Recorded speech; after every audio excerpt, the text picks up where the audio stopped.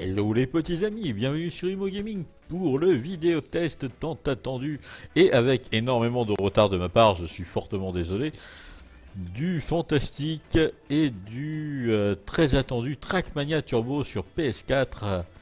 D'ailleurs, les versions sont les mêmes que ce soit sur PS4, Xbox One ou PC, donc mon test pourra vous servir à vous donner une idée de quoi qu'il arrive de toutes ces versions là.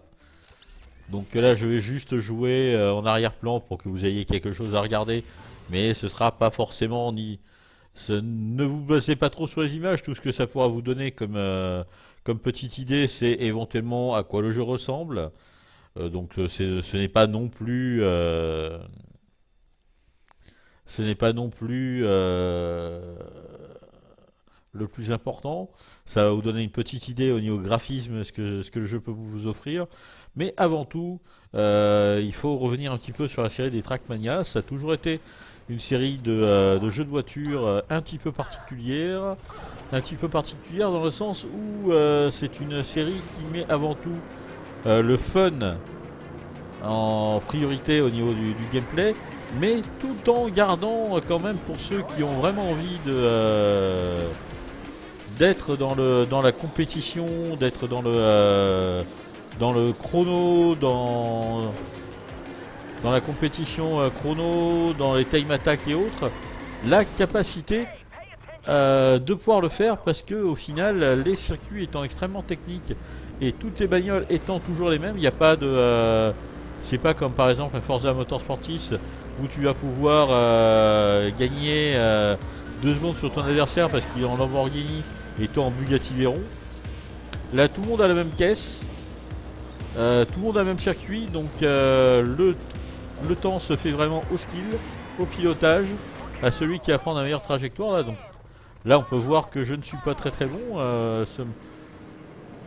Aujourd'hui, enfin du moins pendant l'enregistrement de cette vidéo. Après, pour être honnête, c'est pas spécialement évident de parler, de garder, de coller mon idée de texte sur le jeu tout en restant concentré aussi sur ma conduite. Ça, c'est vraiment pas quelque chose de facile.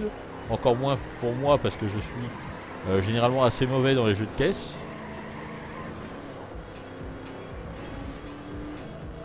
Mais bon, comme vous pouvez le voir, voilà, on arrive quand même à faire des trucs. J'aurais pu battre mon temps, par exemple, vous voyez là, voilà. Bon, je vais réessayer une petite fois. Donc la série des Trackmania, c'est avant tout un esprit communautaire aussi qui est extrêmement fort.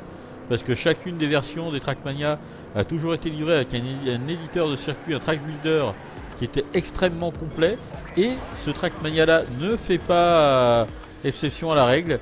Il est livré avec un track builder que j'ai rarement vu aussi pratique et aussi facile d'utilisation.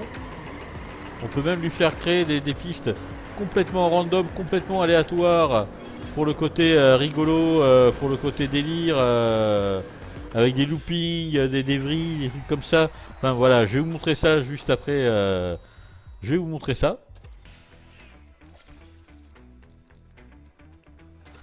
Pour moi, Trackmania là sur PS4, ça va un petit peu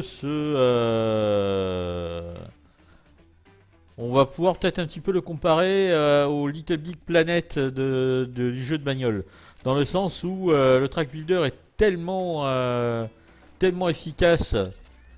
Par exemple, je vais vous montrer en génération aléatoire, en random generator. Hop, ambiance ouais, aléatoire. Allez hop, tu vas me créer un circuit. Puis je vais le faire en direct live. Vous allez voir à quel point le générateur, même en random, est capable de vous fournir du fun et de vous fournir des circuits sympathiques. Et donc, imaginez, vous êtes dans une soirée entre potes, vous êtes 4 ou 5, vous faites des courses, et puis vous n'avez pas envie que le maître de maison soit forcément plus fort parce qu'il connaît les circuits. Donc, avant chaque course, vous utilisez le générateur de circuit, et vous faites un truc complètement what the fuck comme ça.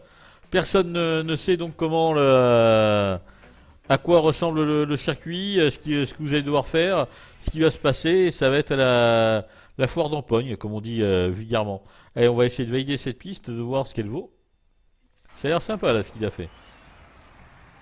Donc sinon au niveau graphisme ça reste du Trackmania, mais c'est quand même plutôt joli, hein. Ça colle vraiment à la next gen. C'est pas non plus des graphismes extraordinaires.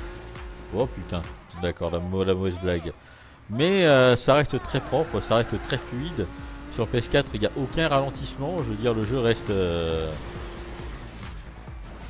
Et lol quoi. Il n'y a pas que je prenne le checkpoint, sérieux. Ça c'est des fois les joies de la génération aléatoire, hein. C'est la première fois que ça m'arrive, mais bon. Des fois ça arrive. Waouh. Et là pour mon enregistrement, il va m'avoir fait un circuit moisi infaisable. Putain, c'est rare, hein. Bon, c'est moi qui suis pas doué, mais non, là apparemment je manque de vitesse pour le faire, donc attends, on va essayer de refaire. Le problème c'est que je peux pas vraiment gagner de vitesse avec ce saut complètement raté. Ouais bah non, c'est complètement con. Donc une piste que je vais peut-être même pas pouvoir valider, alors que j'étais content de vous montrer le système pendant la vidéo, mais bon voilà, comme quoi tout arrive. Générer une autre piste, c'est rond, c'est ça? Ou c'est carré? Ouais, c'est carré, ok. Donc niveau graphisme, je lui mettrai un petit 15 sur 20 parce que franchement ça reste super agréable à jouer quoi qu'il arrive. Le jeu reste super fluide. Le jeu reste super fluide quel que soit le type de décor qu'on a, comme vous pouvez le voir là, même un truc généré aléatoirement par la console est plutôt sympa graphiquement.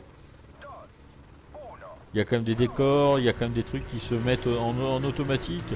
Bon après évidemment quand c'est un joueur qui le fait, tu peux peut-être plus le travailler que le générateur aléatoire, mais ça reste quand même très correct, hein. Niveau maniabilité maintenant pour moi je mettrais un petit 14. Alors je m'explique. La maniabilité des bagnoles est toujours au poil, hein. Je peux pas dire que c'est pas maniable ni quoi que ce soit. Le truc c'est que pour moi les voitures sont peut-être un poil trop sensibles. C'est-à-dire que on tombe dans l'excès inverse de beaucoup de jeux de bagnoles où les bagnoles ne sont pas assez maniables. Là elles le sont peut-être même un peu trop. Ce qui fait que des fois tu es en train de galérer après la réception d'un saut à simplement essayer de redresser ta bagnole qui ne veut rien savoir et qui fait donc du gauche-droite, du contre-braqué en ligne droite. Je n'arrive pas à passer ces...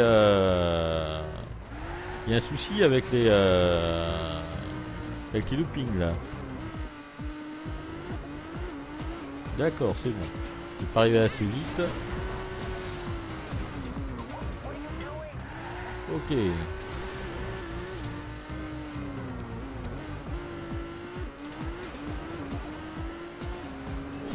Donc de temps en temps, tu te retrouves dans des situations qui sont un petit peu désagréables où tu désespères de redresser ta caisse, et ça c'est pour moi voilà, ça c'est ce pourquoi je mets un petit 14 parce que au final cette hypersensibilité des bagnoles sur PS4 du moins, je crois que sur PC c'est réglable, mais sur PS4 c'est pas réglable, donc on se retrouve toujours avec des bagnoles qui bougent dans tous les sens. Après sur certaines courses c'est très agréable justement d'avoir une maniabilité comme ça, mais pas sur toutes. Par exemple là le générateur de circuit m'a mis de l'off-road avec la Formule 1. Dans la campagne solo, il y a de temps en temps des circuits qui cumulent l'off-road et la Formule 1. Et pour être honnête, c'est pas toujours agréable. Bon, maintenant, au niveau scénario, il n'y en a pas. Donc, je vais pas mettre de notes de scénario, ce serait malhonnête. Au niveau son, au niveau sonore, ils ont fait un truc qui est vraiment sympathique. C'est-à-dire que... on va valider et quitter cette piste.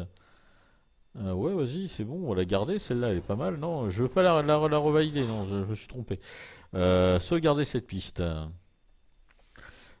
Donc, niveau sonore, ils ont fait un truc qui est plutôt sympa, c'est-à-dire que la musique, le tempo et le mix essayent de s'adapter à votre performance sur le terrain.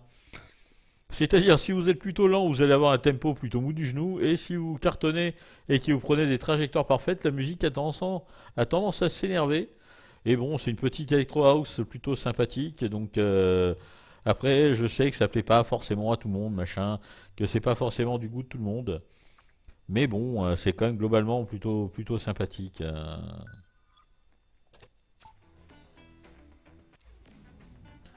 Donc voilà, voilà. Ensuite, donc au niveau sonore, je mettrai un 17 parce qu'ils ont vraiment fait un effort là-dessus. C'est vraiment sympathique pour moi.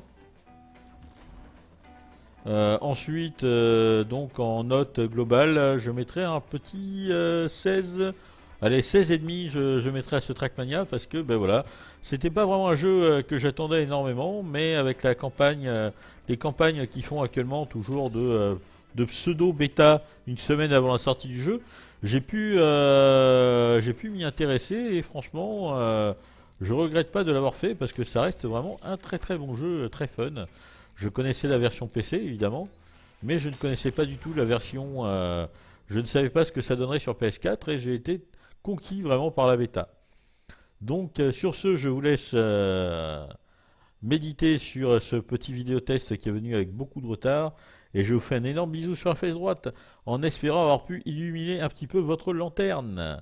A très bientôt sur Emo Gaming.